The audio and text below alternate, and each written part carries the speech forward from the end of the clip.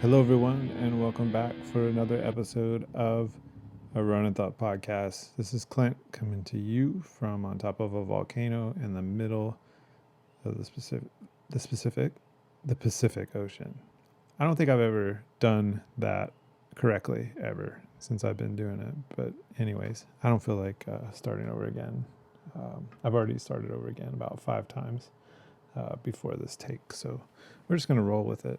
So I am not chewing on my Big League Chew right now. For anybody that remembers that, it was a gum that was put on the market, I think, sometime in the 80s.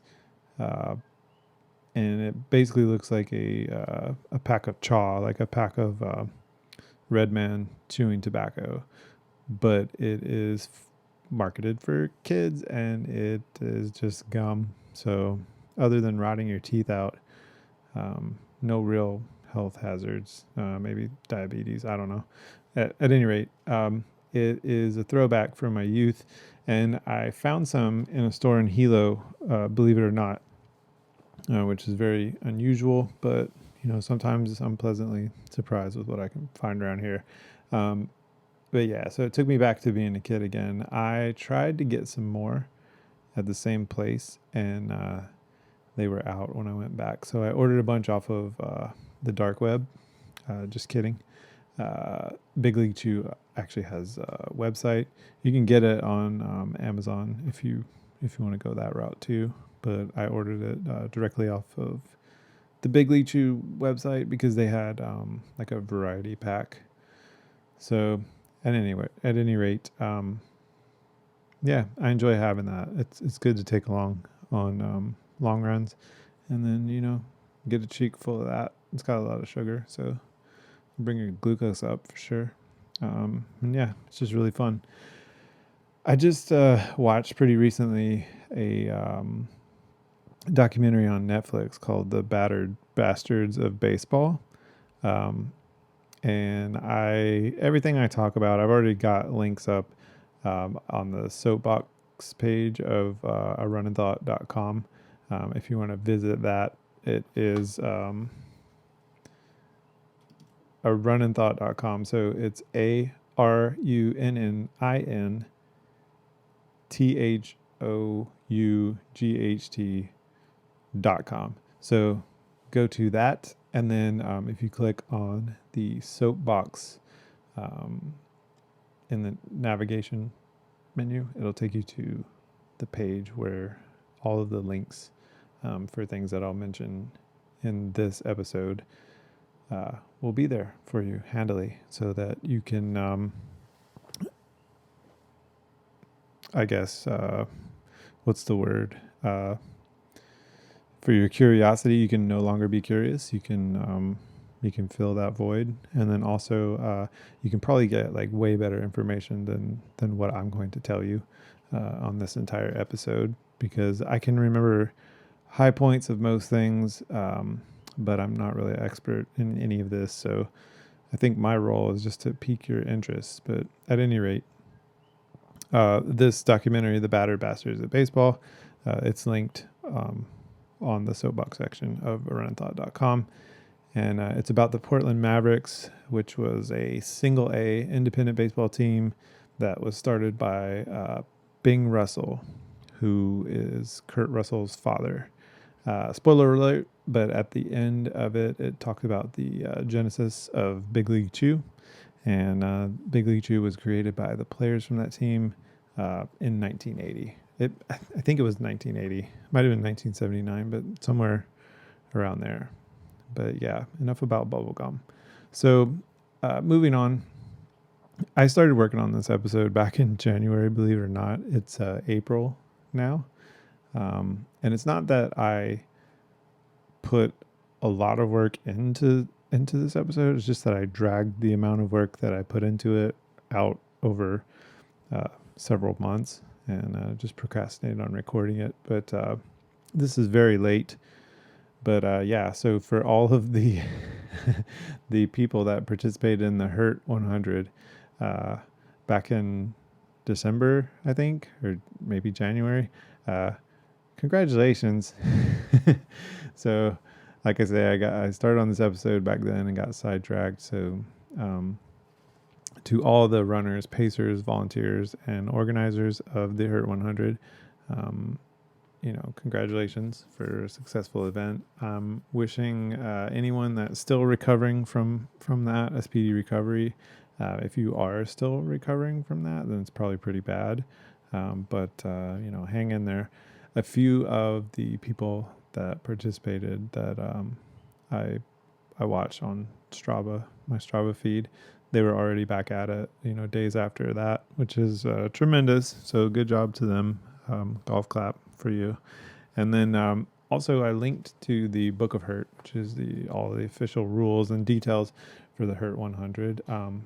It is at arunninthought.com on the Soapbox page.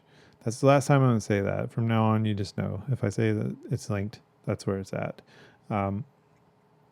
So yeah, onward into the next thing. So back in the day, back in January, I used to be on LinkedIn. I remember it like it was only yesterday, but it was, I think, back in January or maybe December. But I hibernated my account mostly because Microsoft is super evil.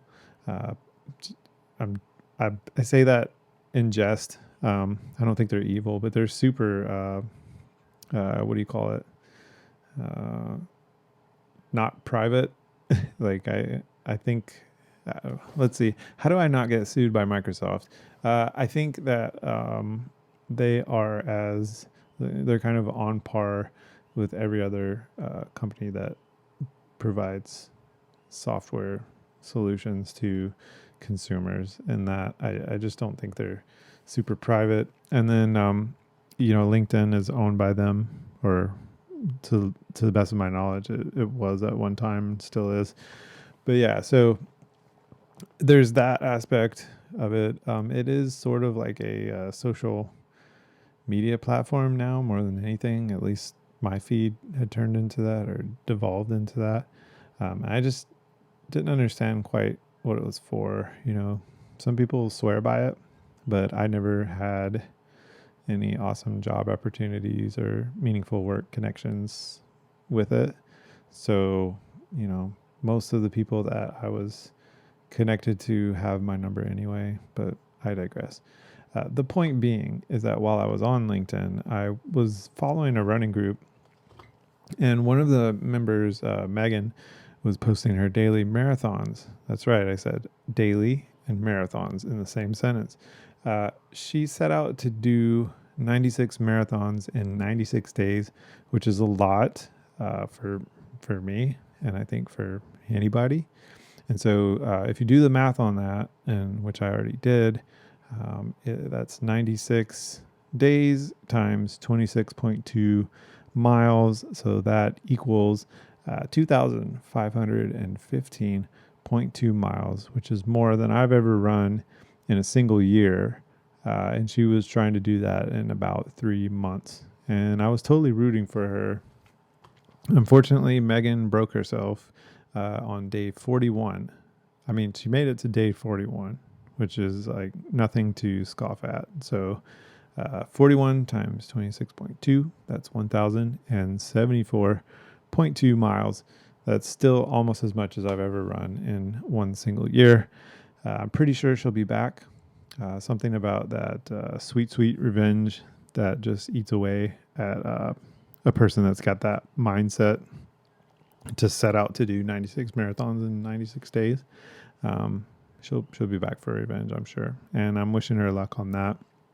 Unfortunately, I probably won't get to see it because I don't plan on getting back on LinkedIn anytime soon. I will have to unhibernate my profile to share this episode with Megan and occasionally keep up with her comeback, maybe. Anyway, good work, Megan, and heal up and start plotting. Let's see. Now it's time for the Hawaii Ultra Rundown. I checked Ultra Sign Up before I started recording, and I only see two things for the area code that I'm in. And the events that I see are Under the Moon, which is a 200K, 100K, a 100K relay, a 50K, and I believe a 50 miler. And that's going to be on Saturday, June 11th of 2022. And it's listing Hilo, Hawaii. So I'm not sure if it actually starts in Hilo. I do believe it does. I think that one goes over Saddle Road. So I believe you go from Hilo to more Kona word. You don't get to Kona, I don't think, but you go that way. Pardon me if I'm mistaken, because to be honest, I did not look at the route map. I'm going off of my bad memory, but Go Big is the next event that is on Ultra Sign Up, and that is a 260 miler, a 260 miler relay, 100 miler, and I've got some things that are partially not visible. So let me see if I can expand this column out. Okay, so the 100 miler relay, 100 miler, 100 kilometer, a 50 kilometer, and then I think a 50 mile. Yeah, so lots of different distances if you're interested in those two. And that's also listing Hilo, Hawaii, I believe, but those different distances may start in different areas. So you need to check the race page for that. You can go to ultrasignup.com, and the area code I used was mine. And there's only a few area codes, or not area codes, zip codes. You can just type in Hawaii County. You should be able to set that up. And I'm only reading for just Hawaii County. I'm not looking at other islands, FYI. So sorry about that, other islands. They're just like, for Hawaii County, it's super easy to pull up a list and, read a couple off. But like trying to rattle off like hundreds of stuff for neighboring islands, it's just too much. My voice would go out. At any rate, I'll probably contradict myself here as I move on to runningintheusa.com. And again, I'm looking for Hawaii County upcoming events. And it looks like June 4th, 2022. This is actually a triathlon, but the Ironman is taking place in Waimea, Hawaii. That's going to be on a Saturday. June 11th, 2022. I already read that off. That's Under the Moon. Skip. And then we've got the Kona Marathon, which if you didn't receive an email already, that event has been canceled. And I do believe that applies to the half marathon, 10K, and the 5K run for the Kona Marathon this year. Check their webpage, the race page, just to be sure. But I think all those events are canceled. So July 4th, 2022, a salute to our veterans at Hilo Bay. This is a 5K run. July 30th, 2022, Volcanoes Ohia Lehua Runs is putting on a half marathon and a 5K run, and that is going to be in Volcano on September 17th, 2022. This is a favorite of mine. And actually, this is reminding me that I should sign up for this. The Ka'u Coffee Trail Run. It's a half marathon, a 10K, and a 5K trail run. It is challenging, by the way. I usually don't talk too much about these races on in a detailed manner, but this one is sort of a favorite. I've done it a couple times. It's on the property of the Ka'u coffee, I guess, mill. I think that's right. I think that's what you call coffee manufacturing facility. But yeah, so where they're actually growing the coffee trees, you're running through there. I don't know if they're actually coffee trees. They might be coffee bushes. I don't know. But anyways, coffee plants, whatever. They look like trees. But anyways, you run through the coffee fields, and then it kind of like goes up into sort of like a cow pasture kind of thing, but it's like you go down through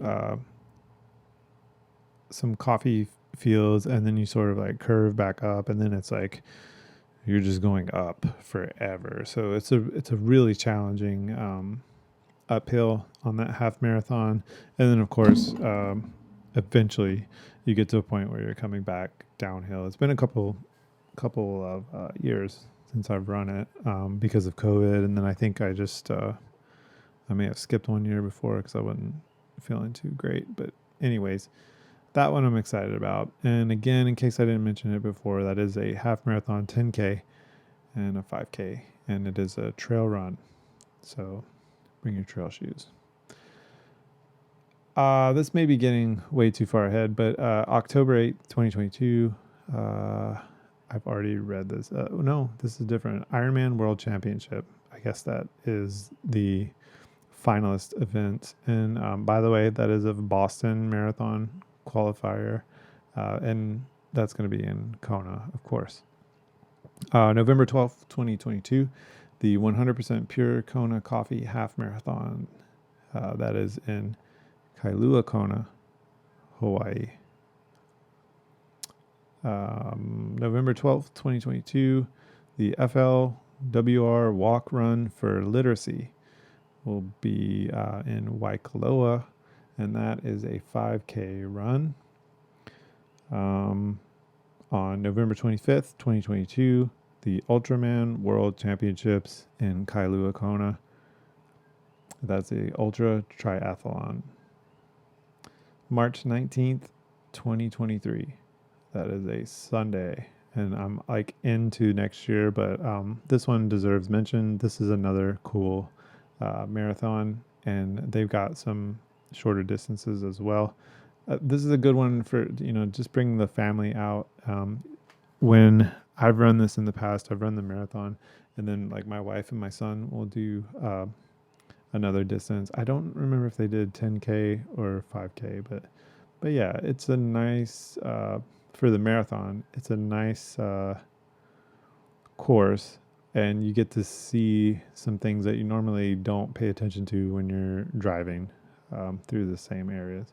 So that is a marathon, half marathon, 10K, 5K, and 2 mile run. There is a virtual option if you're interested in that. And again, that's going to be in Hilo. And what the heck, I'll just read this off too. March 26, 2023, the Lava Man Triathlon. That is an Olympic triathlon, it says, and that's in Waikoloa. When you start talking triathlons, like I know it's swim, bike, run. That's about all I know. I just kind of like don't read ahead on these, and I'm just mentioning them because they're on this page. Sorry, I'm not a multitasker, so usually I'm more interested in the runs. But hey, if there's any tri people that are listening to this, I hope that it'll be a helpful reminder. Or I should say, if there's anybody listening to this, then I hope that that information helps you out. And so I think that about wraps it up for all of the upcoming events.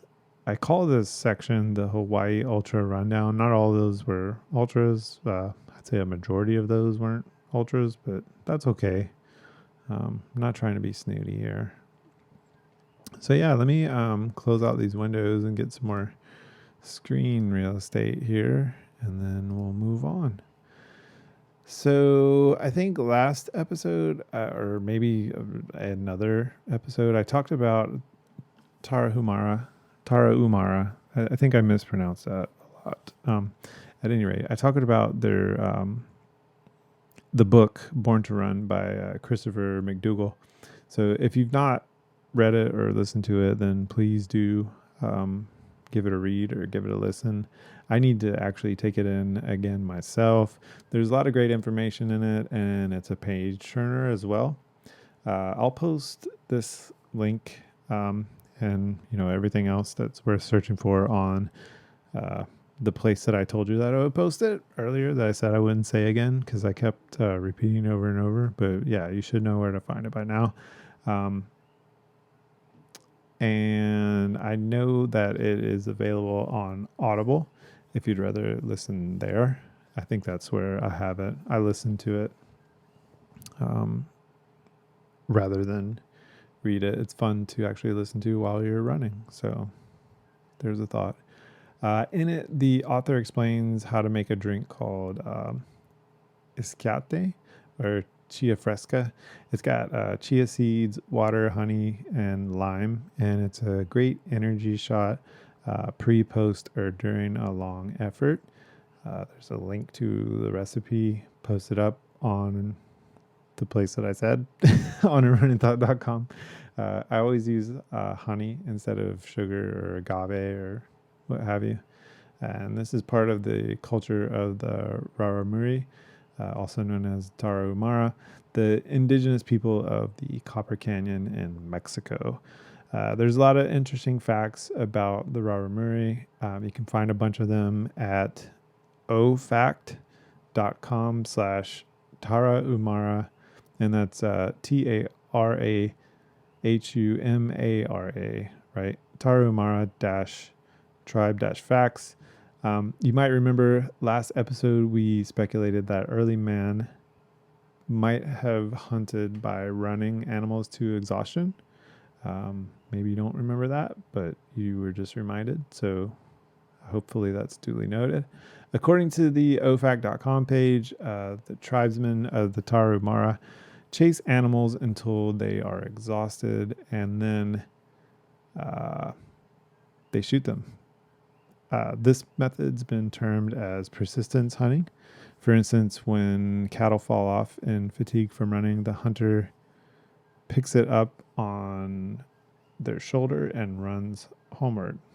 So actually, I said they shoot them, but the precise terminology they use was tribesmen of the Tarahumara chase animals until they're exhausted and then aim at them. So I think they just run at them and pick them up, maybe. I don't know. Worth more investigating if you're curious about that. So at any rate, it seems like there could be something to the hypothesis of running development as part of hunting. So another thing Raramuri do is run ultra distances, well over 26.2 miles. They do this barefoot or in Huarache sandals that they make from leather and tires. Links are up on runninthought.com for a site that shows how to make these. You can also buy a modern version of these sandals at zeroshoes.com. I was curious, so I bought the DIY Feel True sandal kit. They were out of the Vibram kit that I wanted, but the Vibram material is available on Amazon and some other online vendors. Just get ready for sticker shock though, because 11.4 inch by 35.8 inch piece is $75 to $100. And that's enough, I think, to make several pairs of sandals, but still, that's a lot for a thin piece of rubber. But Vibram is good stuff, though. It's pretty tough, and it grips wet, slippery materials pretty well. The kit that I bought, though, came with a proprietary rubber sole from Zero Shoes, and it arrived by USPS in a few days. Simple to put together. If you do buy from Zero Shoes, your purchase helps support the Tarahumara Indians in Mexico. They've been suffering under drought, food shortages, lack of access to healthcare, and other challenges. So when you order a Feel True DIY kit, Zero Shoes donates 5% of the purchase price to Tarahumara Children's Hospital Fund to provide support. That said, I still want to make some of these out of leather and tire or Vibram cherry material that I mentioned before. I tested the ones that I bought, which were just the proprietary, rubber material and more or less just a piece of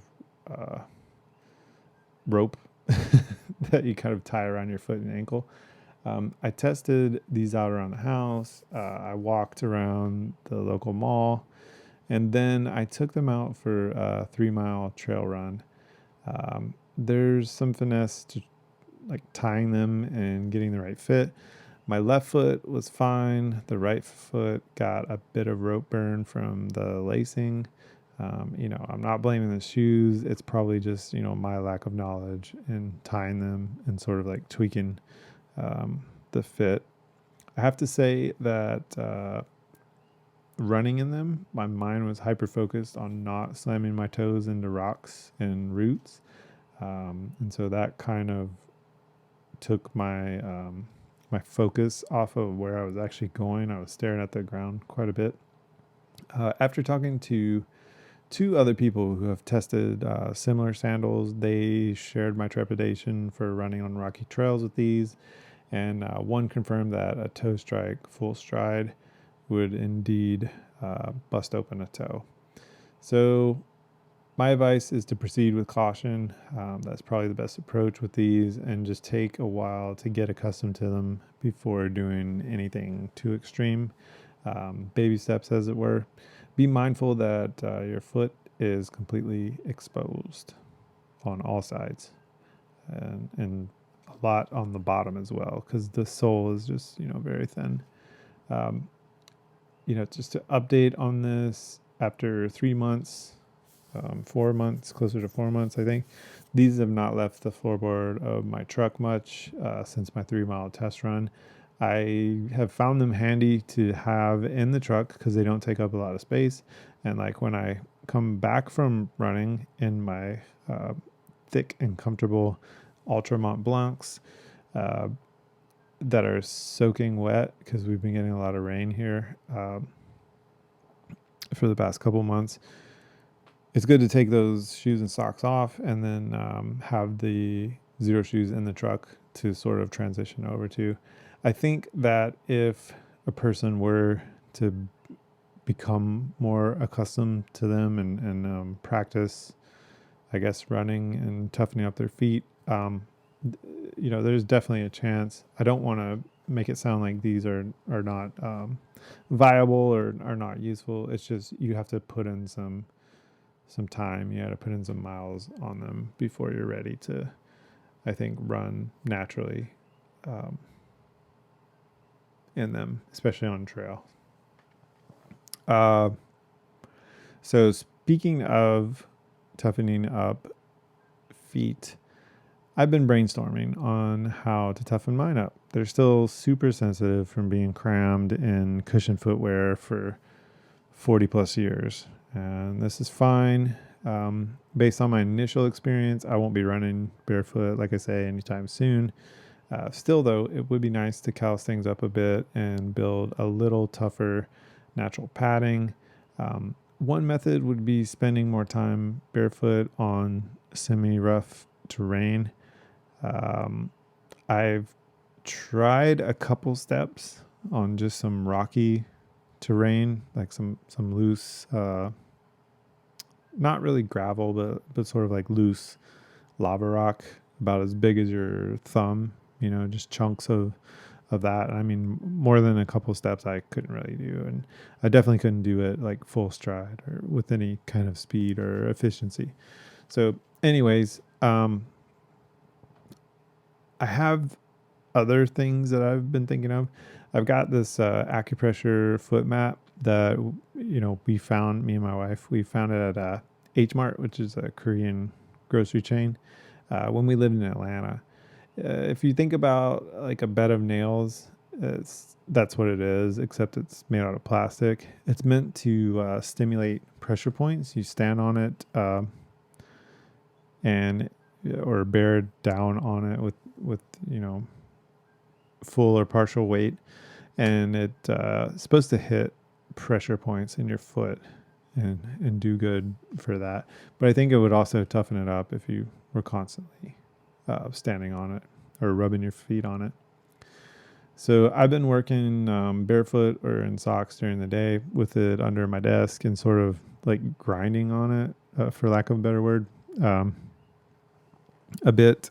And then also I'll stand on it for as long as tolerable, which is not very long. So I'm not sure if, using it long term it wouldn't cause nerve damage. So don't try this at home, I guess. Another idea I haven't acted on yet is to design like a 3D printed spike sandals or uh, or insoles to like walk around on and simulate rough terrain like with every step. I'm not expecting a Nobel Prize for that idea, but conceptually it could be sort of interesting. I don't think it'll be super practical, but it's definitely worth a try.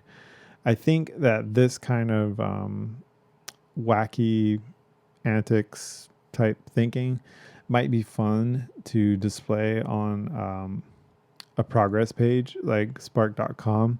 If you're not familiar with that, spark.com was a site in the 90s, early 2000s that had a bunch of crazy experiments on it, like the Fat Project, where a man and a woman tried to gain 30 pounds in 30 days. And there was another project called Stinky Feet, where a guy wore bags on his feet, among other things, to try to get foot fungus to grow. You can still check this page out. It's on the web archive. Again, I'll post a link on runninthought.com. Yeah, and it would be fun to do crazy things like 3D prints things and track progress and have a wacky site like spark.com. So I don't know. We'll see. I'm barely making these podcasts with with any consistency. So let me do that first, and then we might branch out on the website.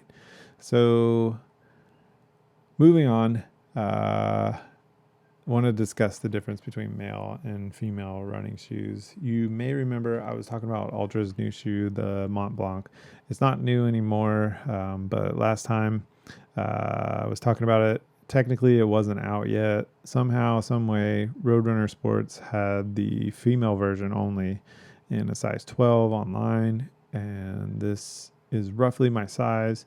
I'm a US men's size 10.5.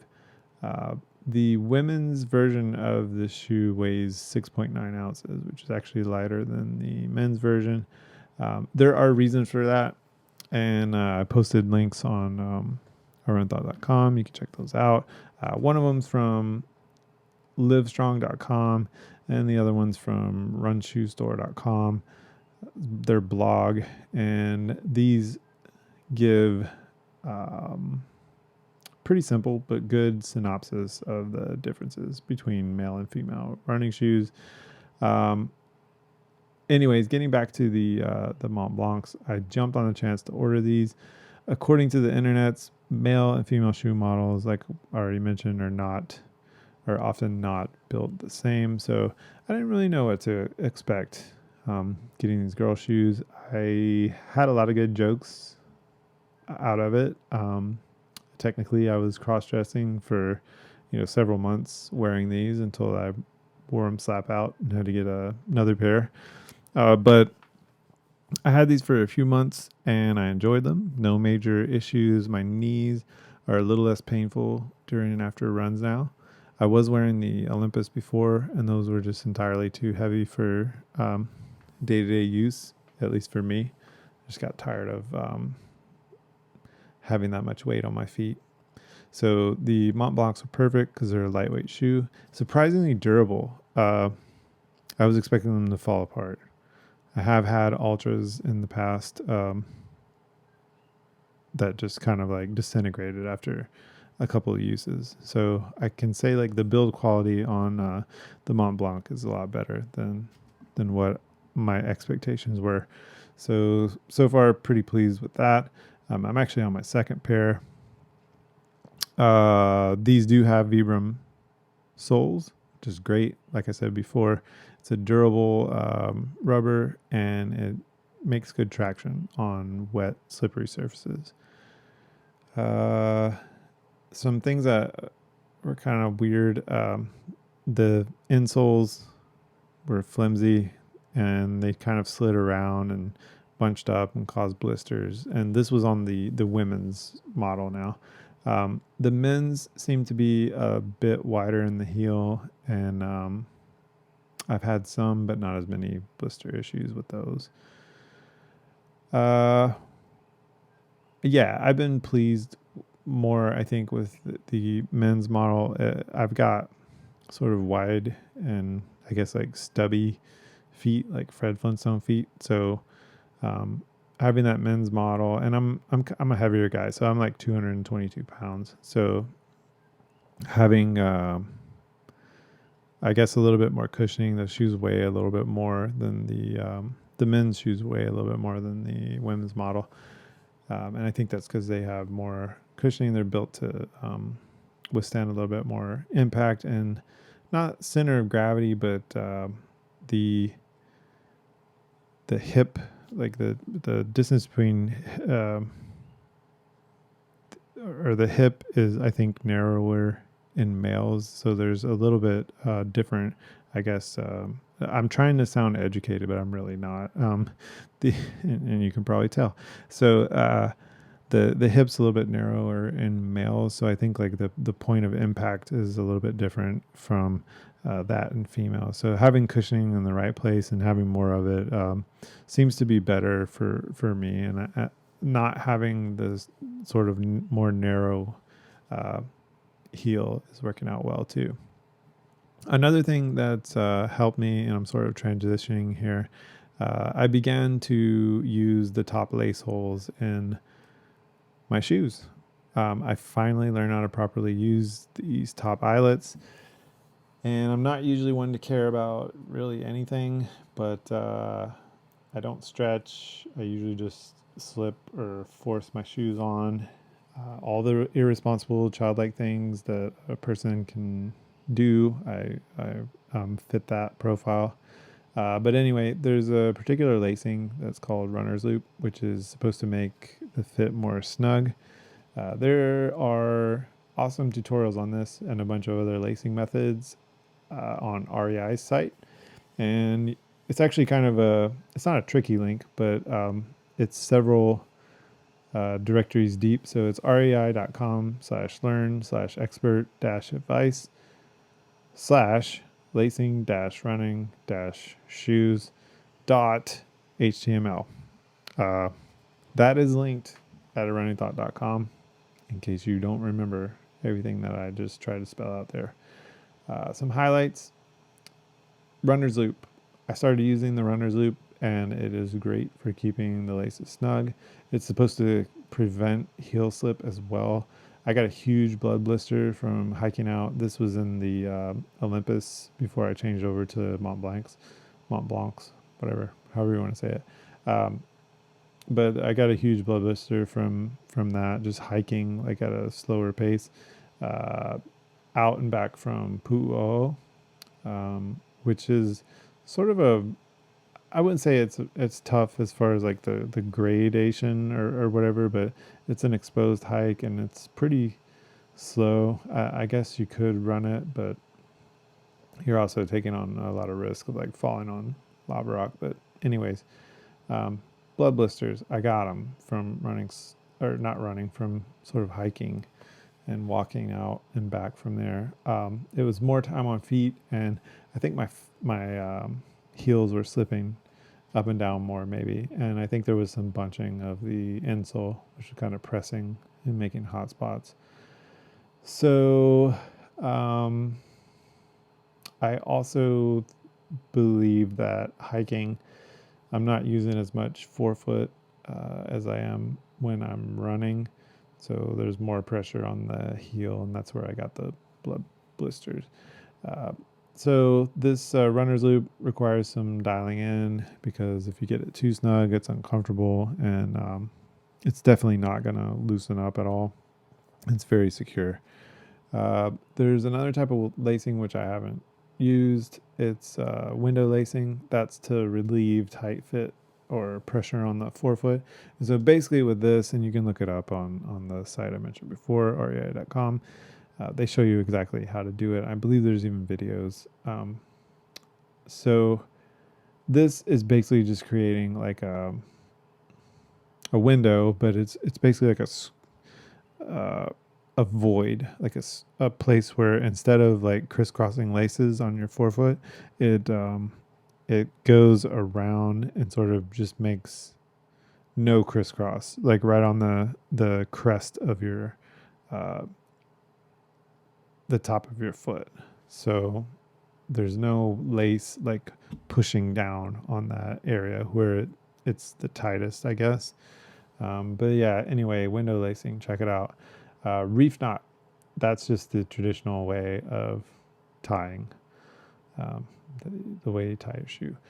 Granny knot is like the traditional way, but it's in the reverse direction. So I recommend the runner's loop. That's what's been working for me. I like it. And you get to use that top eyelet, which a lot of people don't use. It just is, it doesn't have a lace through it. Or you might put the lace through it, but it's just like it chokes up on your foot. Having the runner's loop, it sort of like locks it down so that your heel doesn't slip as much.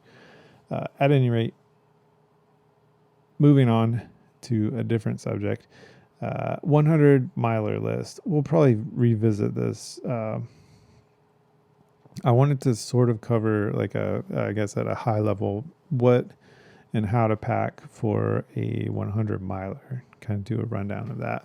So I'm not one to say that you got to have this, and this to run, at least not generally speaking.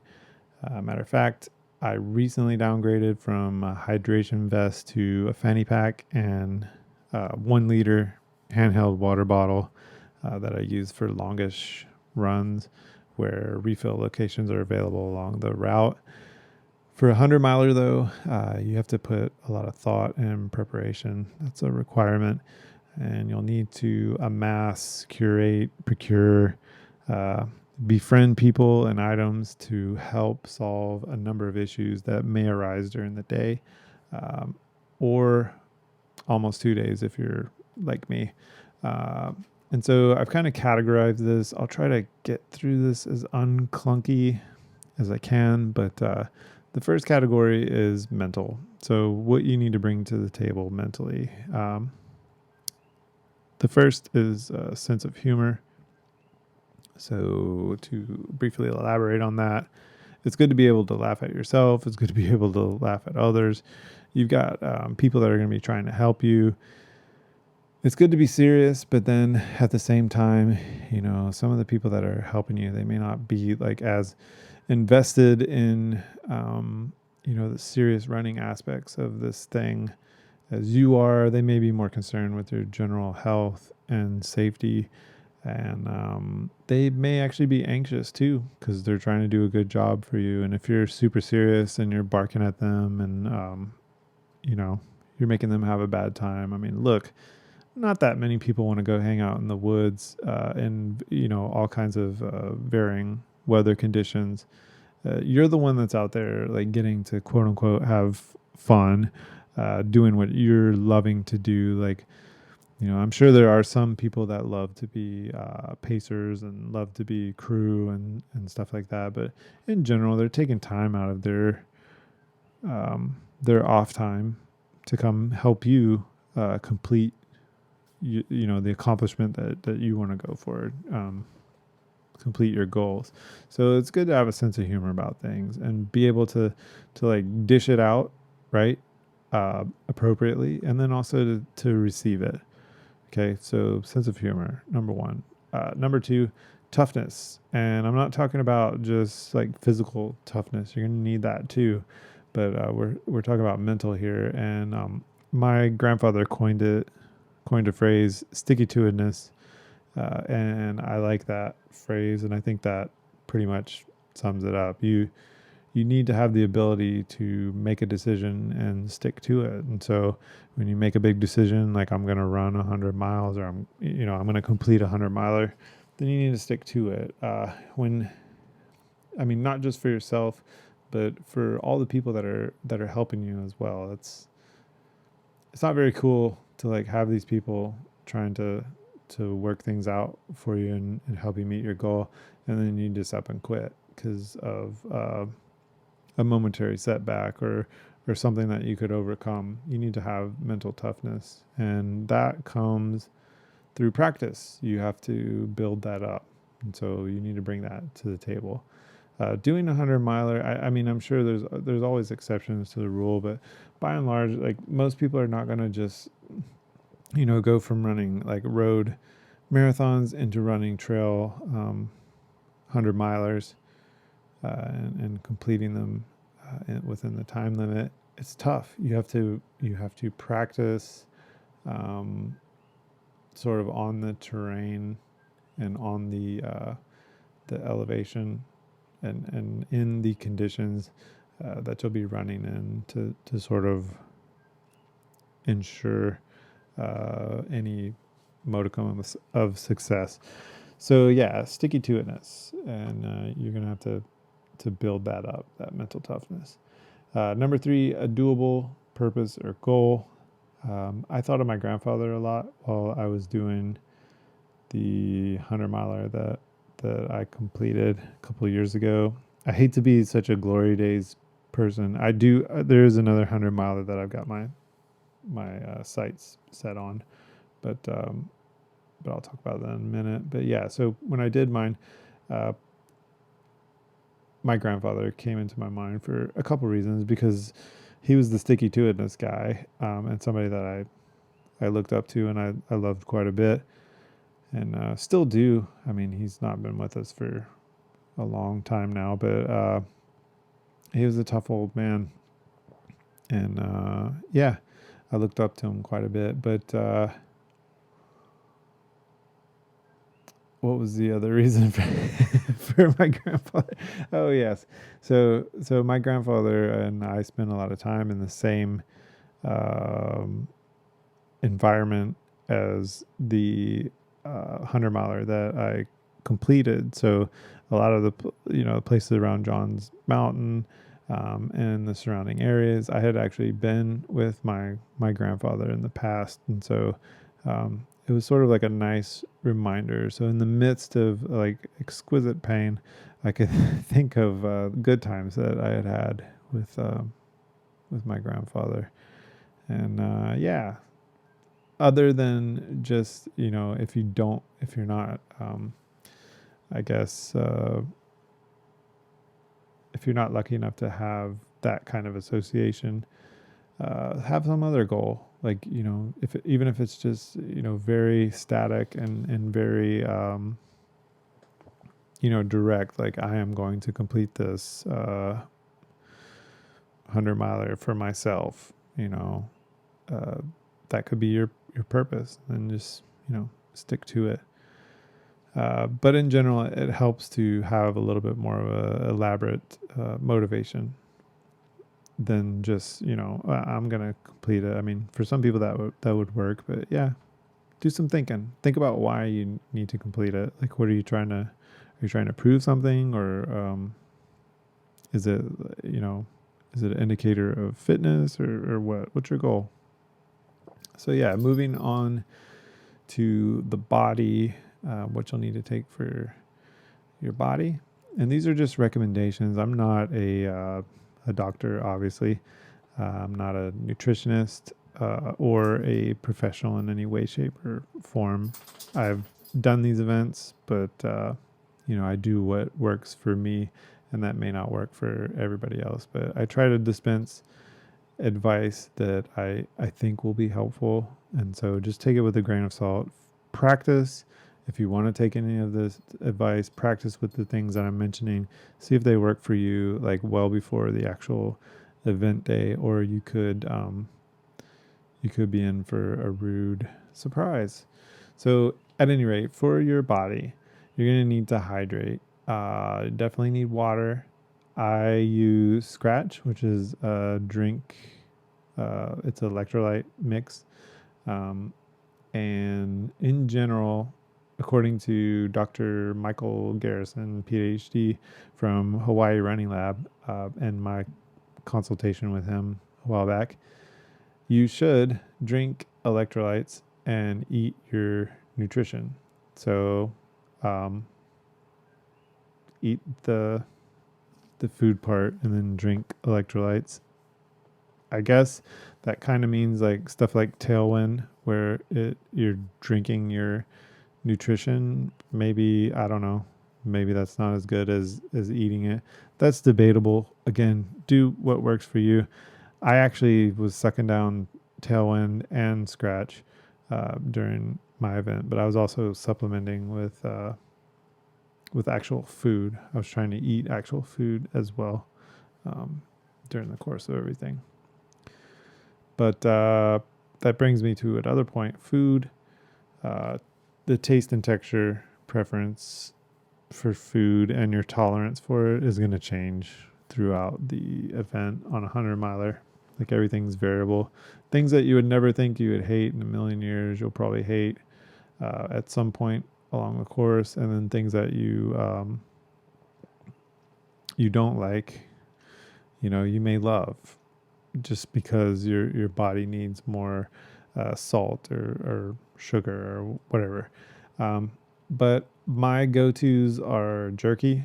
I usually have beef jerky in my pack because it provides sodium and protein, and I think it takes a little bit longer to digest. So it's sort of like a slow release of energy on the back end. Scratch gummies, I take those with me. Some of them are caffeinated, and so that's nice to have that little extra jolt. Linny and Larry's Complete Cookie. My favorite are they're not chocolate chip, they're not oatmeal raisin. I'm trying to think. It's not ginger snap.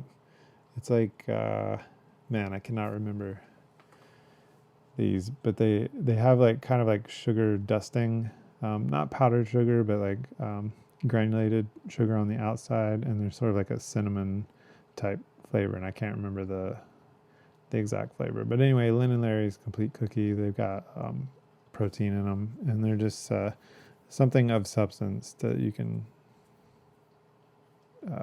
chew on. But again, like texture wise, you'll get tired of chewing things, I think, like as the event drags on. So like I mentioned before, Tailwind was something that I used and it worked well for me, but you may not like it. It may not work well for you. Do your research on whatever it is that you're planning to take with you. Also for your body, it's a must. You should take a Mylar blanket, and you should also, to a lesser degree, bring a washcloth always with you.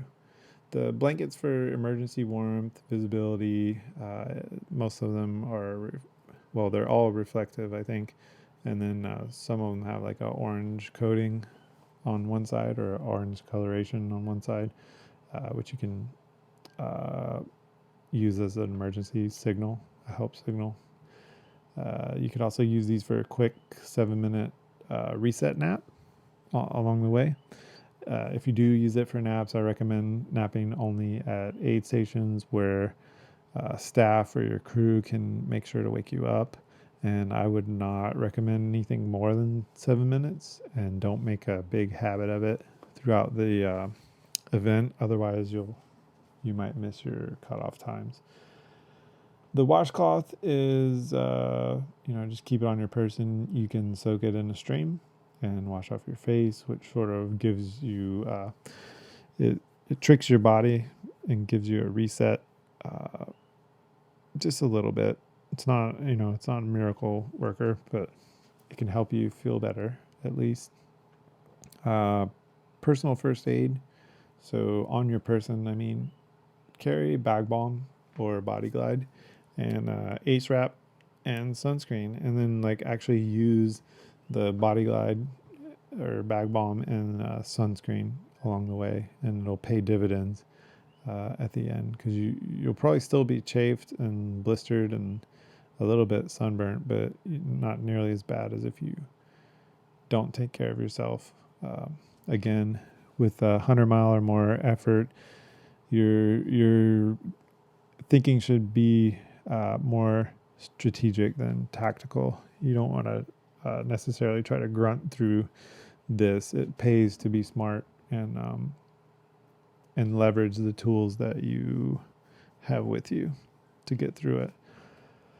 For gear, we're moving from body into gear. I recommend taking extra socks. So wet feet are no good. I personally mostly use Belega, and Thorlos are also good. Nothing's going to feel too great as the trail drags on, but thicker soles with wool are good. If you got extra shoes, bring them. Especially if there are river crossings. Usually there are in a 100-mile event. Sometimes there might not be, but yeah, bring extra shoes if you got them. At least one pair, just in case.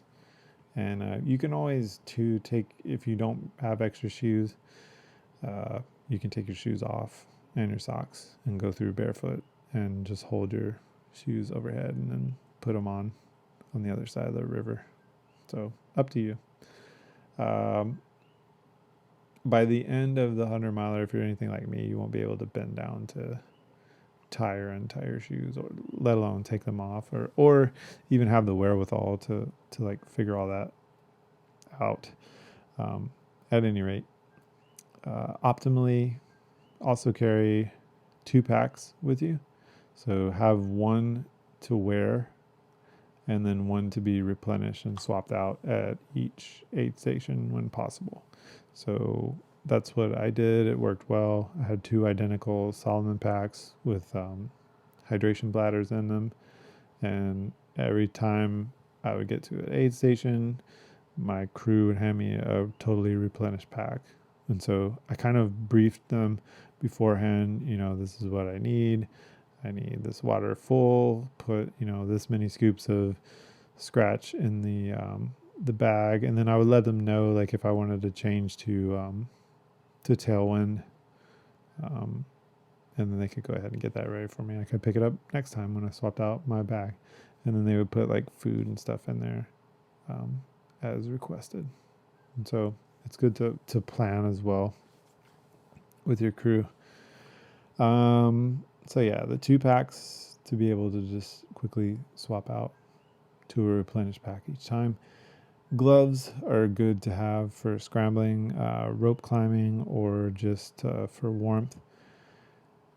Shorts, leggings, you should have some that have been field tested. So you never want to bring and like use something totally new for the first time on a 100-mile effort. That's a bad idea. Or just an ultra effort in general, because you never know like where you're going to get chafed or the severity. And so it's good to find that out and sort of be knowledgeable of it before that's the only thing you have to depend on, So yeah, shorts or leggings or both to change into, and I recommend bringing extra of those too, because you're going to get like wet and sloppy and gross, and it really is nice. It's a great feeling, even though you're not going to be clean, to change into something that's dry, even if it's just for a few minutes. It does a lot for your morale. As far as your crew, I've already touched on this a little bit. Support, prepare your crew with maps of the course, checkpoints, aid stations, and general timeline to help them manage their schedule. Don't forget them before, during, and after the event as well. Show them love. It's not all about you. Like I was saying before, have a sense of humor, and try to remember that they're there to help you. Like, they're not obligated, as much as you may feel like it. They're really not. So be cool, man. Be cool. For pacers, my crew, who double as my heroes, pulled double duty as my pacers to hike me home, especially in the last miles, and it made all the difference in the world. I was out of it and would have not known which way to go. For 98% of the trail, though, no pacer was needed for me. But yeah, like I say, the last couple miles, I was so out of it. Like, I thought I was done 4 miles before the actual finish, and if it wouldn't have been for them, I would have never found my way to the finish line. So yeah. For drop bags, this is a highly debated topic, but here's general guidelines from me. Generally, these should be necessities and not the kitchen sink. Someone has to carry these to drop locations, which could be exposed to rain or shine, and there's a likelihood that the contents may never be seen again. These things get mixed up sometimes, or you forget them at the event, and then maybe you live in another state or whatever. So keep all that in mind when you're packing them. You maybe don't want to have too expensive of a bag, like packaging, and then also, don't put too many valuable things inside of them. But in general, you're going to need first aid to treat blisters and chafing. So like moleskin, scissors, betadine, or alcohol, and extra bag balm or body glide. You'll also want to be able to treat scrapes and cuts. I don't know why I'm having trouble saying that. But so like alcohol wipes, wet wipes, Band-Aid, butterfly closure, 2x4s, Neosporin. Again, these are in drop bags, not on your person. You don't need to carry them around everywhere. UV protection, some sunscreen, and then use that. Don't just leave it in the bag. It does you no good in the bag. Treating splinters and thorns, you'll need tweezers, and even duct tape. Duct tape is a pretty awesome thing to have just in general. I would recommend just having it somewhere at all times. You don't need to carry it on you, but like in your drop bags at aid stations, your crew, to have a roll of it. You never know what you can fix with that. So the next thing, dry clothes and socks. You may want to strategically place dry clothes and socks after at not aid stations, but at drop locations that are after river crossings. Food, fuel, energy, pack whatever you feel tested and think that you'll need at certain locations in your drop bag. And then never again underestimate the utility of duct tape or baby wipes. I know that baby wipes is going to be an unpopular recommendation. By no means am I saying, like waste these things, or definitely don't litter with them and leave them on the trail or put them in porta-johns or do any of the like nasty things that you can do with baby wipes. But they are really helpful. And, honestly, if you don't want to use baby wipes, then just use the washcloth. Like I mentioned before, you can easily put water on that and do the same thing that you could do with the baby wipes. So pro tip on drop bags, organize your stuff, at least somewhat. Small net or clear bags will make it easier to divide the items up and to be able to see the contents, so you're not like digging around in the dark for, by feel, trying to get the thing that you want. The idea is to have a few easily accessible items just to grab and go. You don't want to waste too much time at these drop locations or even at aid stations. You don't want to waste any time. You just want to be doing what you need to do, whether that's rest, eat, first aid, or whatever, and then get out of there. So just notice that I didn't mention music devices. Those are intentionally omitted. These things, although they're nice, can be a distraction from a person's surroundings. And what happens when they break or misbehave? For me, it's more of a priority to remain focused on the task at hand and get through the event safely. So here's a simple trick. If you have a setup, this is sort of like gaming the system. If you have a setup or a way to get good food, like a cheeseburger or a big fat burrito, soup, chili, whatever your druthers, whatever you're into, it can be a game changer. Like any little thing, if it's like a whole pizza, I don't know, supreme pizza or whatever. Drinking Tailwind and surviving on small snacks for 20 plus hours, it gets old really quick. So you can do that, or you can finish in under 20 hours. So up to you.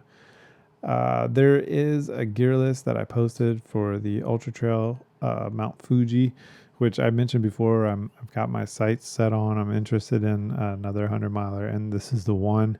This is a trail, 100 mile marathon, ultra marathon. I'm sorry, gosh, that it goes around Mount Fuji, not proximal, but sort of like out a ways. You can read all about it in the rules, which are linked at runninthought.com. But it also gives a complete gear list for that. So these are mandatory items that you have to have on your person and in your kit. And then I was reading in their rules that they actually do weight.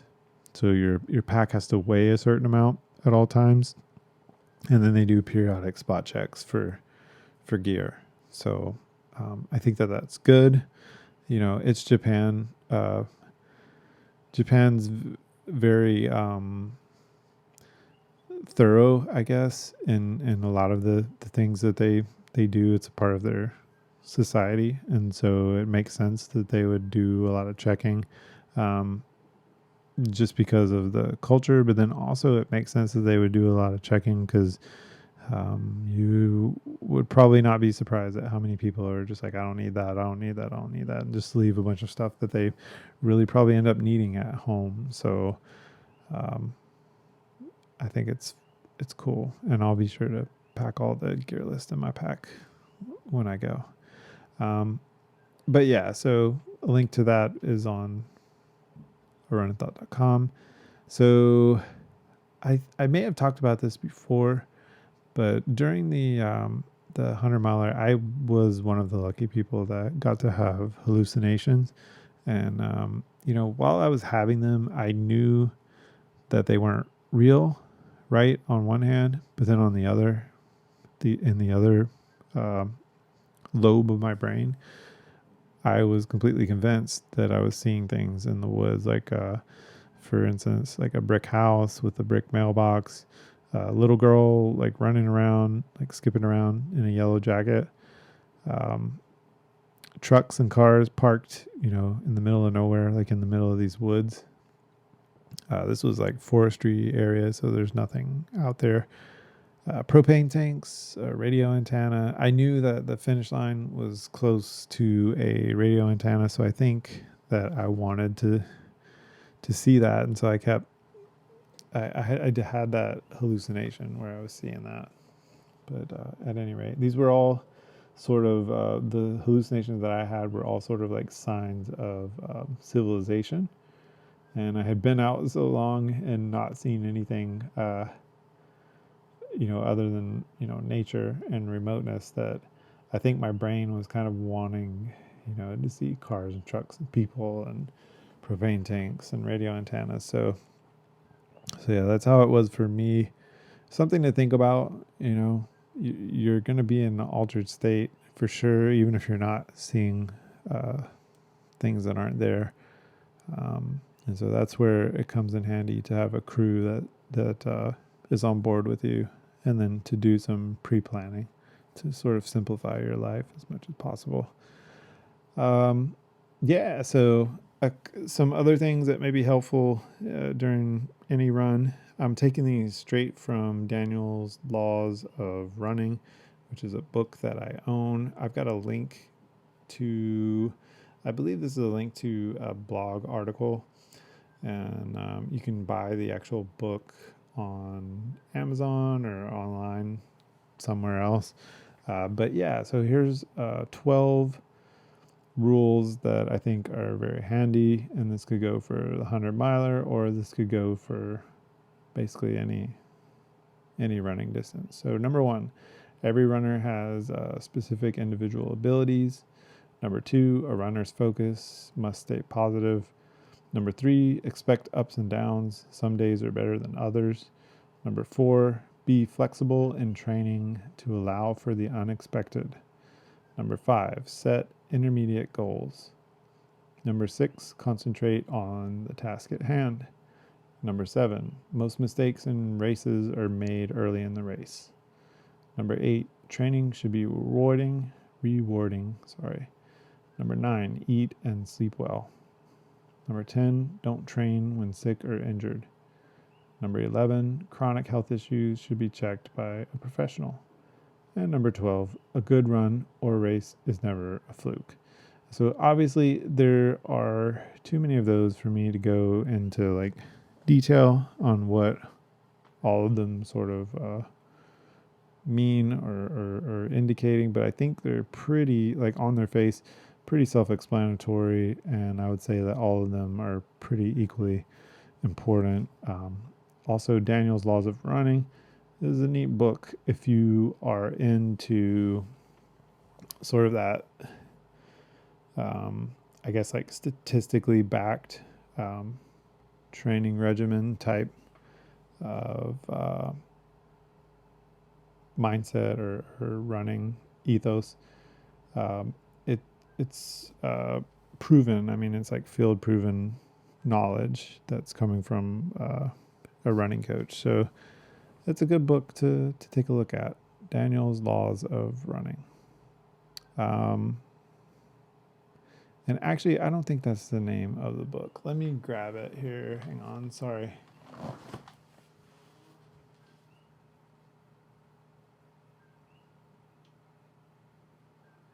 Yeah, I've got to find it. I've put it up somewhere.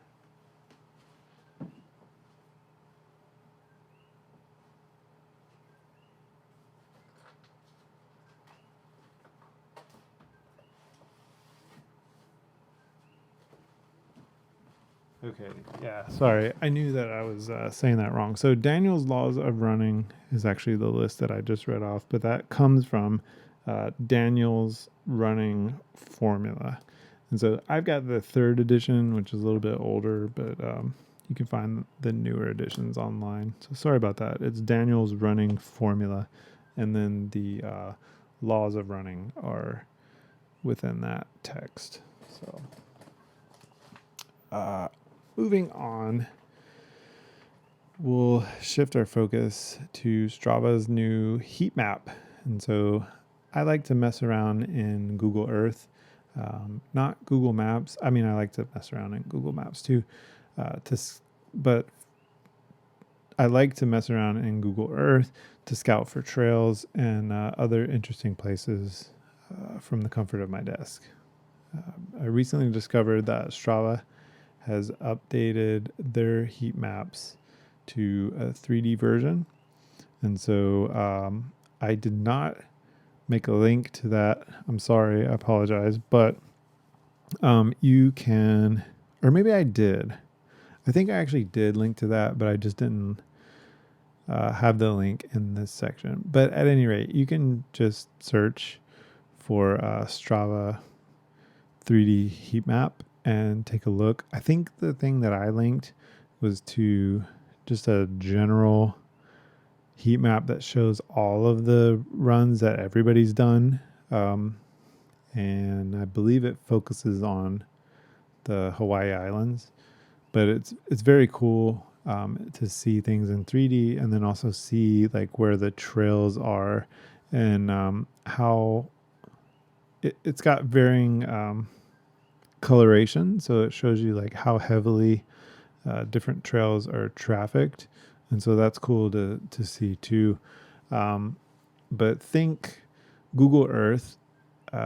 If you never used that, it's basically a 3D model of the Earth, and you can zoom in to the point where like you can see ridges and there's the illusion of being able to see, like if you're looking at a crater, you can sort of quote unquote see the depth and the height in those visualizations also. And it's completely immersive, so you can tilt the globe, or you can move north, south, east, west. You can tilt the angle, so like you can look from the side of the earth, or you can go directly over a piece of land. So the Strava thing is just like that. Their 3D heat map is just like the Google Earth, except for it's got all of these heat map trails laid out on it. So you get that visualization, which is very valuable for somebody that wants to scout out trails and see what's popular or where things are in relation to different landmarks and stuff. So things that I explore for just on Google Earth, all around Hawaii Island. I think it's a very useful tool to do some scouting and not use a bunch of gas. And then Hawaii, you never know like you get to a place and then sometimes it's there's no access or there's gates or it's private property or whatever. Of course, there's no way to really tell that on Google Earth per se, but you kind of get a better idea of what you're actually looking at terrain wise. So all around Hawaii Island, I look obscure atolls and islands around the Pacific and Atlantic. I mean, it's really interesting to, a lot of these places I'll probably never go to, but it's amazing how many atolls and islands, some uninhabited, are just out in the Pacific and Atlantic Ocean. Very cool to see like where these places are. Geography is not a strong suit for me. I know like major, like the locations of major countries, but there's some things that I've surprised myself. Like all of the U.S. Pacific Islands, until Google Earth until recently was not super familiar with the location of places like American Samoa and Marshall Islands, these places. And so it's cool to be able to see those and where they are in relation to the rest of the continents and everything. Then the shapes too, because when you're looking at things like Marshall Islands, it looks like little donuts in the middle of the ocean. It's not even like an island. It's just like a little semicircle or circle or whatever. And some of them will have like one road that runs through, and it's just kind of cool to explore these places. I also do some what do you call it? Like reminiscing, I guess, like our old neighborhood. So like I look at our old house sometimes. Arabia Mountain, which was a state, Panola Mountain, Arabia Mountain State Park was a place that I liked to run at quite a bit and spend time at. It was really nice to have that 15 minutes from the house that we lived in Decatur. Johns Mountain, which I talked about a little bit before. That's where part of the 100-miler I did took place. And I've got some other good memories from around there with my family. And then with some friends that we did some runs up and through there. Just, things that'll stick in my mind probably till the day I die that are just affiliated with that area. And it's nice to be in Hawaii, but still be able to do, still be able to explore that area that's so far away from the comfort of my desk chair.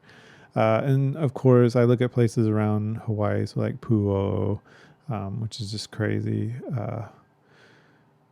Especially when you're like actually out there and getting up close to it. What a freaky volcano that is. What a freaky crater. Mauna Loa, Helena Pali Trail. And then also I get kind of nostalgic for Japan because I haven't been back in several years, and I absolutely I adore Japan and everything about it, and always have a great time when I get to visit. But Sugadaira, where I did the 50K a couple of years ago, the Nagano Hakuba ski jump is cool to look on Google Earth. It's such a massive landmark, like just smack dab in the Olympic Village in Nagano. And then Kamikochi is another place that I like to look to. My family and I did some camping there the last time we were all in Japan together, and it was cool. We just, we stayed in a tent. It's a very neat area.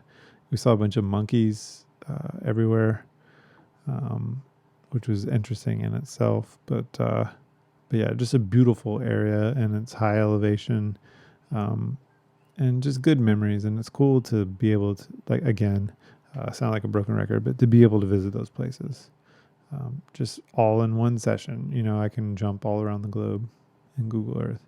But yeah, so I did want to mention Google Earth, but also the new heat map feature on Strava. Very cool that they did that update to a 3D version.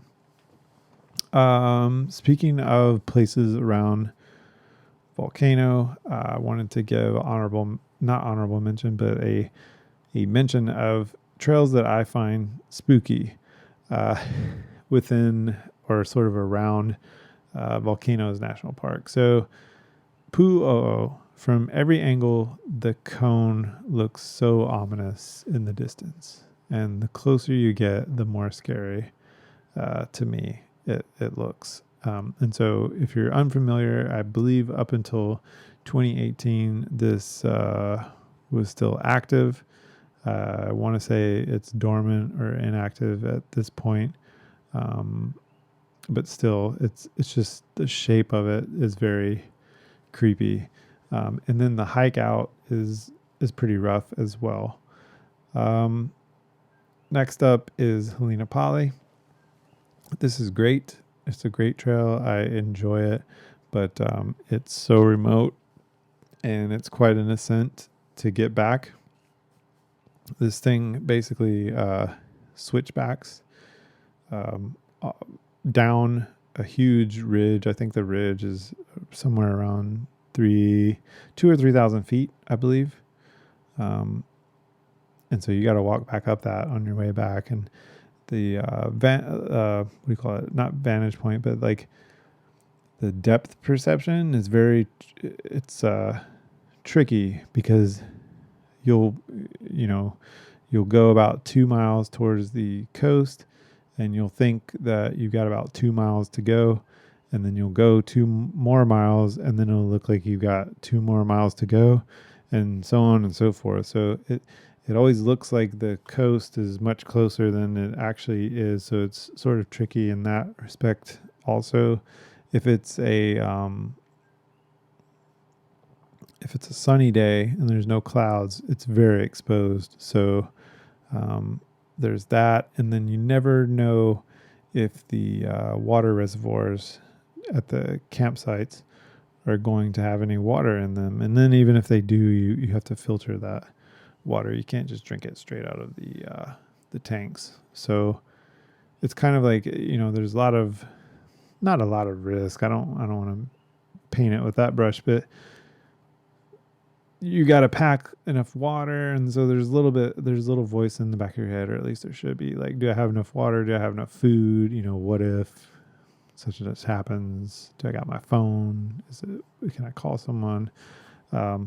Those kind of things. Or at least for me, I tend to agonize over everything. But yeah, so Helena Poly, definitely or not the second most spooky, but another spooky trail for me. I love to go out there, but not really by myself. Mauna Loa, you can get lost so easy. I'm not talking about Mauna Loa Road. I'm talking about when you actually get on the hiking trail up to the summit of Mauna Loa. Once you get to a certain point, which is not very far into this trail, it's so easy to get lost. Everything looks the same, and there's naturally piles of rocks which look like the cairns, or the trail landmarks that are placed to designate like where the trail actually is. And then when it's dark, everything just sort of like looks like the trail, because periodically it'll rain, and the water will wash, sort of not trenches, but like patterns into the earth. And so those patterns look like, the trail if it's dark and you're just like going off a headlamp. So it's very easy to get lost. I've had to use Garmin back to start to get back to my truck before because it was dark and weather moved in. And yeah, I think I've told that story, but yeah, so Mauna Loa is another one. And so it's kind of a short list. I didn't really develop that that list that well. There's not too many scary trails on Hawaii Island. There's some that are scary for other reasons, but those reasons are people, and so I don't think that really counts. I just wanted to highlight the ones that are like just naturally the landscape is kind of spooky. So moving on, speaking of getting lost, National Geodetic Survey Data Explorer. So I found out about this website because I was searching for information on the USGS landmarks. And if you frequent national parks or high elevations, you've probably come across these survey marks. They're about 4 or 5 inches round, metallic plates with data stamped into them. And they're usually set into a stone or a solid surface. So if you do an image search for National Geographic survey markers, you can see a ton of them. Bone up on your landmark knowledge at libraryguides.usgs.gov/benchmarks. That'll tell you all about these survey marks. And then also there is email ngs.infocenter@noaa.gov and a phone number that you can call, and that's all posted on runninthought.com. For information about marks set by the USGS, you can contact the National Geospatial Technical Operations Center at tnm_help@usgs.gov. But I suspect that you could probably find most of the information you need from the library guides /benchmark site that I mentioned just now. You can also see, and this is the interesting part, you can see the information that's associated. So like a whole data sheet that's associated with a particular landmark at this site, which is www.ngs.noaa.gov and then /NGS Data Explorer. And so you can look on a map and you can find so say you see a particular landmark while you're hiking on a trail. You can go to the NGS data sheet and see all the information for that. And it's just got a ton of stuff on there about each landmark. And sometimes they'll have a photo of it. Yeah, so it's pretty interesting. So you can actually use the data that's associated with the metal landmark. So I wanted to mention that, and just to pique your interest and get you to sort of investigate further. Obviously, I'm not a geologist or a person that would work for NOAA, so I'm not going to sit here and try to speak educatedly on these landmarks, but I just wanted to let you know that site's out there, and I looked at it and thought it was pretty cool. Moving on to the next subject, VO2 max. What is VO2 max? And I'm reading this because I would never remember it. VO2 max is the maximum volume of oxygen in milliliters that you can consume per minute per kilogram of body weight at your maximum performance. So VO2 max is an indication of aerobic fitness, and it should increase as your level of fitness improves. So there's a couple of, there's a bunch of links and articles that I looked at. I was trying to accumulate knowledge on the subject. And so CNET had an article, VO2 max, everything you need to know. The Running channel has great videos, and that is on YouTube. There's a link to it. they do a good job of explaining out, VO2 max, and then they've got companion videos that show you like how to improve it, all kinds of other suggestions and things around VO2 max and other running related topics. Daniel's running formula, again, I've got a link to where you can buy that on Amazon. And that does have sections that explain VO2 max and go into depth on how that's tested and how to increase it, and what the good ranges are for it. And the ranges are going to vary depending on your age, and then also whether you are male or female. And so there's different ranges. So I am a male, and I'm between the ages of 40 and 49. So for me, superior would be a 52.5, excellent 46.4, good 42.4, fair 38.5, and then poor would be anything less than 38.5. And so I think mine is in the excellent range. I think it's like 48 last time I looked, but that was going off of my watch and not like a lab test with a bunch of wires hooked up to me, like stress test. And so I think that the stress test is really the recommended way to measure this, like in a controlled conditions on a treadmill, like at max effort, and then they're measuring like your breathing and probably your oxygen level as well, with like a pulse oximeter or something like that, and probably other instruments that I'm not even knowledgeable of.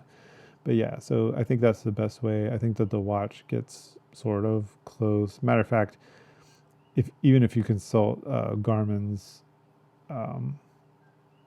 help pages or their manuals, it'll tell you that the watch gets ballpark. It's not like a pinpoint accurate tool for measuring VO2 max, and it is dependent on your weight as well and your age. And so if you don't input that stuff correctly into like Garmin Connect or what have you, it's not going to calculate your rate accurately either. And so how many times do people like me, who are actually 222 pounds, put that they weigh 180 because they would love to weigh 180 instead of 222 pounds? You know what I mean? So you may do that and then forget, and then your stuff is all wonky and wrong. So I would say make sure to have all that stuff right, like put in your accurate age, put in your accurate weight, and then even with that being accurate, the calculation will still be like a ballpark. But so there's different ways to increase it. Most of these involve sort of like not circuit training, but like periods of intense activity followed by like sort of like a less intense period, and then you go back into the intense period, and then you repeat it. So for example, like a 8 by 20 second high intensity and then a 10-second rest. So like fan bike, you could do 10 minutes of 40 full on and then 20 steady. So like 10 minutes where you're doing 40 seconds of full on, like just pedaling as hard as you can, and then 20 seconds of just like a steady, just like maintenance pace on the fan bike. And then long hill reps, like an easy jog, and then a very hard uphill, and then back down. Battle ropes. I'm thinking that swimming probably would help a lot with VO2 max. That's just my guess. What will probably not work is supplements off the internet, like anything that's promising. Like if you take this pill, you'll get or this tablet or capsule or whatever, you'll get increased VO2 max. I would be weary of that. And then also, advice from me will probably not work. So make sure you consult a professional before you go nuts on on anything, including the links that I'm giving. That's just a disclaimer. I just try to accumulate this stuff and get you sort of interested in figuring out, what works for you. So I'm not saying like do any of these things. I'm just throwing it out there. So like we talked about, watches, the measurement. If you look at Garmin's manual for the 945 XT, it's actually on page 42 where it talks about the accuracy of their watch in measuring heart rate from the wrist and also the VO2 max. There's also other studies that have been done. I linked to that as well. Or I linked to one of those as well. It's called The Accuracy of Garmin and Polar Smartwatches to Predict VO2 Max. And so what they found in a nutshell is that, they're not pinpoint accurate, which I've already said before. So like I mentioned, heart rate plus age plus gender factor into that. So you want to make sure those settings are all correct in whatever software tool you're using to get your VO2 max. Another thing that's important to be fit is rest. So no matter what your VO2 max is, you want to make sure you're getting plenty of rest, and that goes for sleep, but also just time in between hard efforts for your body to repair itself. I don't know why I included this, but I thought again that it would be cool to build out a VO2 max progress page like spark.com. That's real original since I already thought about it for the foot toughness thing. But Strava has a fitness timeline that goes back 2 years. That's worth a mention. You can actually navigate to that and then see like a fitness value. I think it only works if you've got some type of heart rate measurement for each run that you do. So whether you wear like a chest heart rate monitor or if you got a wrist heart rate measurement on your watch, you'll be able to get this fitness score. And I think it goes from like 0 to 100. It's on that scale. You can look at that back 2 years, or you can break it down into like smaller increments. So like over the last month, over the last 3 months, 6 months, year, so on. For next time, maybe we can talk about some other items like EPOC, which is excess post-exercise oxygen consumption. That's the increase in oxygen your body uses after a workout, not during the workout itself. And then also lactate threshold, which is the point during exercise where lactate builds up in your bloodstream faster than your body can expel it. And so one of the things that happens with lactate buildup is intense pain. So so maybe that would be worth talking about in another episode. The Garmin 945 XT trail activity is another thing I wanted to touch on, and I'm winding it down now, getting close to the end, but I wanted to talk about this because I've had many watches from Garmin, and I've had 945 XT for probably, I don't know, at least 3 years, maybe 4 years. I'm actually on my second one right now. The first one broke, but anyway, I digress. The manual for this 945 XT, I've linked to that on runnin.com, but I recently, within the last few months, discovered that there's a trail activity, not just a run activity, but a trail run activity, which will, when you select it, instead of just selecting run, you select trail activity.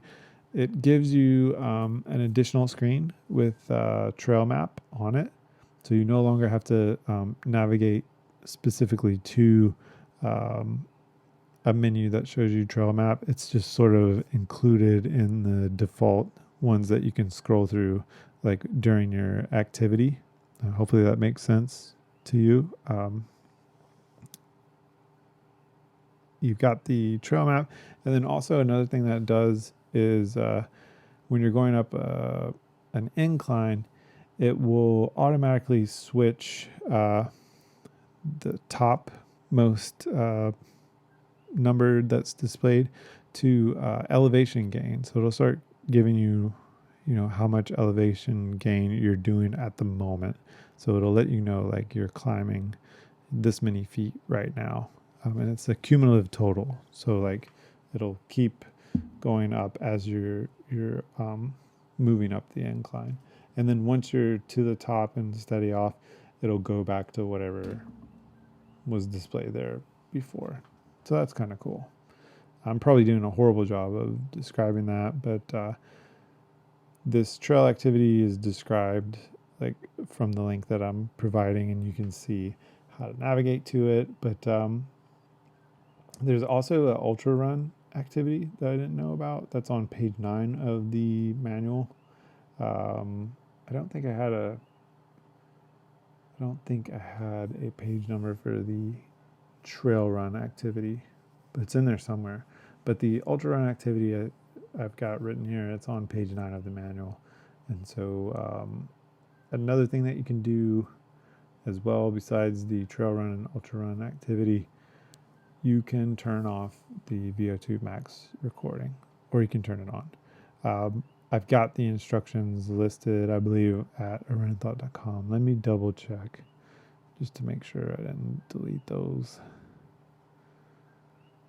There's a lot. Nope, I've still got them listed there, but you can also find those in the manual. And so sometimes you may not want to record VO2 max, but if you do, you can find the instructions on how to turn that setting on and off. And then also the Garmin manual on page 42, I think I already mentioned it again, but it will tell you about VO2 max estimates and sort of like the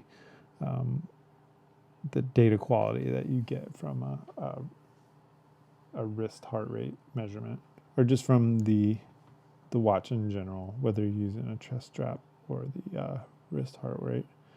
And so